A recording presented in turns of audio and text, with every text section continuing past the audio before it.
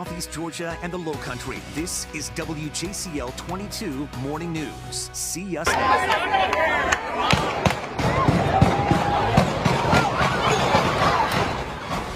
A mass shooting outside of a high school graduation ceremony. The connection between the victims and the suspect who's in custody this morning. The city of Atlanta approving money for a new police training center despite months of protest. Why hundreds of folks took over City Hall to fight that project. Plus, a major threat to air quality all up and down the East Coast right now. What's causing New York to have the worst air pollution in the world. We want to thank you so much for starting your day with us right here on WJCL 22. Good morning. I'm Emma Hamilton. And I'm Frank Solkowski. Let's go ahead, get meteorologist Victoria Kokinos in here now. And Victoria, you bring some bad news. We're going to hit some high temperatures today. Depends who you are, I think. Yeah. I'd rather be in the 80s. Yeah, for me, it's bad news. We're going to be hot and humid today. So we are heading towards more like August, September weather as we head through the afternoon. Right now, we're at 70 degrees in Savannah. Some of us are in the upper 60s. Heading through the afternoon, we warm up quickly, around 85 degrees by lunchtime. Isolated showers and thunderstorms in the forecast, mainly after about 3 p.m. That does last through sunset. Not everyone sees rain, but temperatures heading towards the low 90s for today. Feel like temperatures will be slightly warmer across the entire area. So for today, Okatee will be at 90 degrees, Hampton at 91, Savannah, Richmond Hill at 92, and Alma will be at 93. Good news is we do see mostly sunny skies for the majority of the day. Again, isolated showers for this afternoon. Cold front comes through tomorrow, and that will bring us a few more changes. Frank, Emma.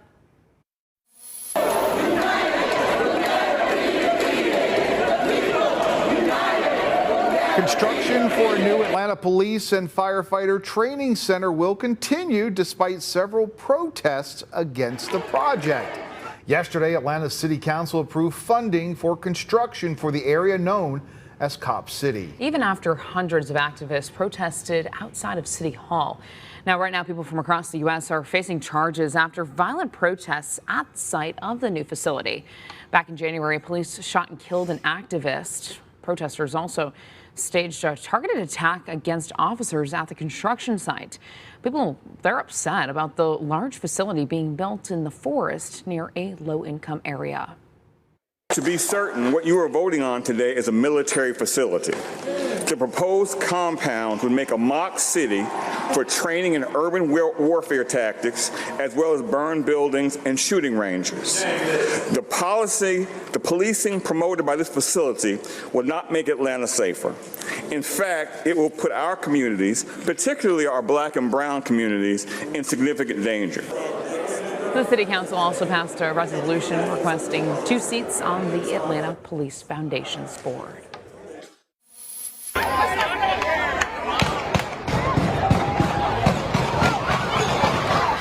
Well, this morning, 2 people are dead, several others hurt after a mass shooting outside a high school graduation.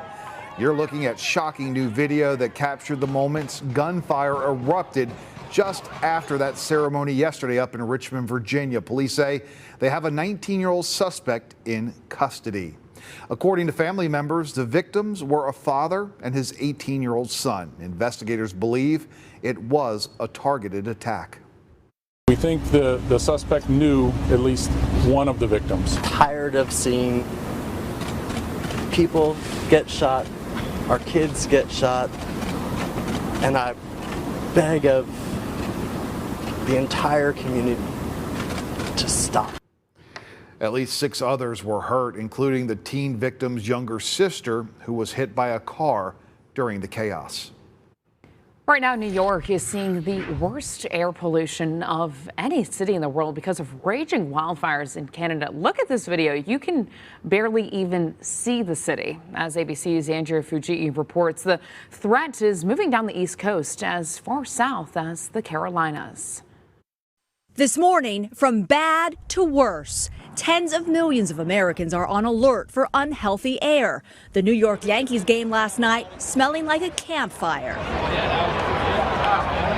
New York at one point seeing the worst air quality of any city on Earth. The smoky haze coming from wildfires in Canada is blotting skylines from Manhattan to Cleveland. We're really seeing these exceptional levels that are traditionally seen in really populated cities. More than 400 wildfires are burning across Canada, from the western provinces to Quebec, turning the sky bright orange. Smoke seeping across the border, prompting air quality advisories for at least 80 million Americans as far south as North Carolina.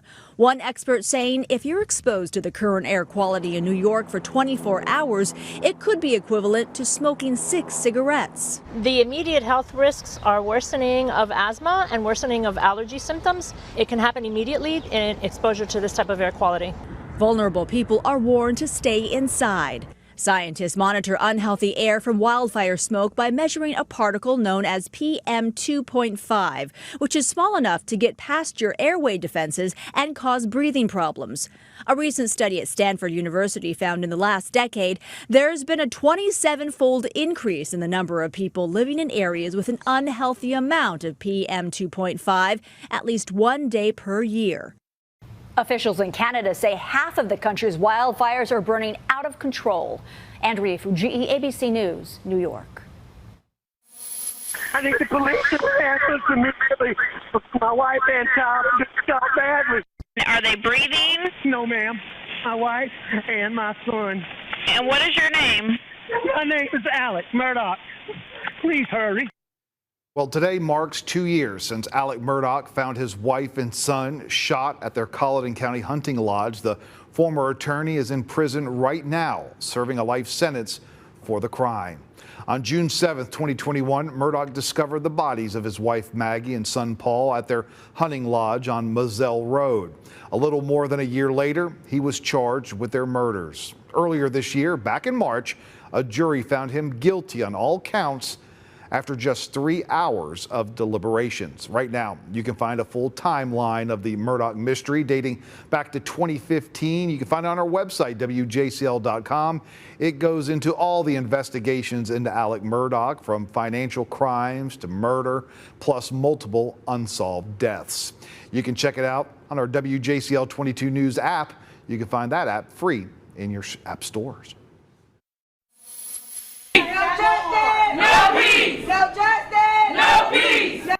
New this morning, people are demanding the arrest of a woman after deputies say that she shot and killed her neighbor. Crowds of people protested at the Marion County Courthouse in Florida yesterday in the wake of Ajayka Owens' death. Deputies say that her neighbor shot the mother of 4 back on Friday following a long-running feud between the two. Investigators say that the woman shot her through a closed door after Owens came to confront her about an incident involving Owens' children. The pieces of the puzzle are put together so that we can come to justice, and that's what we will come to at the conclusion of this, is justice. Well, and there's no question. You shot somebody, killed someone, and I believe she was harmless. Deputies say that they spoke with the children who witnessed the tragic shooting, but they have not charged anyone as of this morning. Well, this morning, a breach in a major dam in Ukraine as the war with Russia escalates. We want to check in with Amy Lou up in Washington with what this attack means. Well, the dam's collapse not only threatens thousands of lives and infrastructure, but may also signal a new Ukrainian counteroffensive. Villages in the Kherson region of Ukraine under a second day of evacuation after the collapse of the Kakhovka Dam and crossing nearby. Tens of thousands in Ukrainian and Russian-held territory fleeing to escape the rising floodwaters. We need an immediate and maximum global response to Russian terror. The dam's destruction cutting off power of a nearby power plant and risking the stability of a nuclear facility, destroying grain crops and driving up global prices. While in Washington, some lawmakers are calling for more support as funding runs out this fall. Making it more likely that this conflict becomes a stalemate or worse instead of a Ukrainian victory. As Ukrainian forces launch an anticipated counteroffensive, the Biden administration is pledging continued support for Ukraine's defense. We're going to continue to make sure that Ukraine can succeed on the battlefield, as President Biden has said, for as long as it takes. The White House announced another $300 million in weapons to Ukraine last week with the focus on the country's air defense. In Washington, I'm Amy Lou. Happening tonight right here on WJCL 22, the Miami Heat and the Denver Nuggets. They're going to play Game 3 of the NBA Finals. Right now, the series is all tied up, each team with one win. Again, you can catch tonight's game right here on WJCL 22. Tip-off set for 8:30. Traffic Track 22, a dredging project in Beaufort will cause some lane closures starting today. It's happening on Battery Creek Road at Janeway. Crews are bringing in the mats today, and we're told the project will take about 2 weeks. Hey, Victoria, what's happening out there on our roadways right now? We're seeing a little bit of backup now for that morning commute on I-16. If you are heading towards downtown from Pooler, seeing just a little bit of stop and go traffic, mainly near that exit near Dean Forest Road. It continues to move towards downtown Savannah. It looks like you're in the clear. That's pretty much the story for the rest of us now. Heading on I-95 north or southbound, you're in the green. And again, the rest of I-16 looks like it's moving smoothly. So let's go ahead and take a live look outside at traffic for the moment. Here's a live look at State Route 26 at Northside Drive in Statesboro. A few cars out there for the moment, but it looks like everything's moving smoothly for the morning commute. If you'd like to stay updated on traffic all throughout the day, you can head to our website, WJCL.com, click on that traffic tab to look at live traffic.